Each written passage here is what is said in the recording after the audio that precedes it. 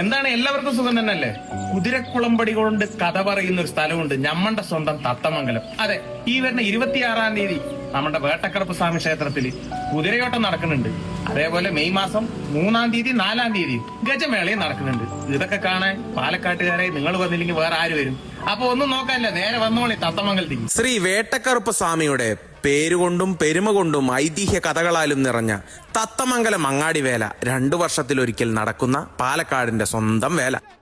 ഇത് കണ്ടില്ലേ, കുതിരന്റെ ചിത്രം കയ്യിൽ കുത്തിയ ഒരുപാട് തത്തമംഗലത്തുകാരനെ നമുക്ക് കാണാൻ പറ്റും. ഇത് തത്തമംഗലത്ത് ദിവസവും കാണാൻ പറ്റുന്ന ഒരു കാഴ്ചയാണ്. കുഞ്ചു കുട്ടികൾ മുതൽ വലിയവര് വരെ കുതിരനെ സ്വന്തം മക്കളിനെ പോലെ വളർത്തുന്ന ഒരു കാഴ്ച.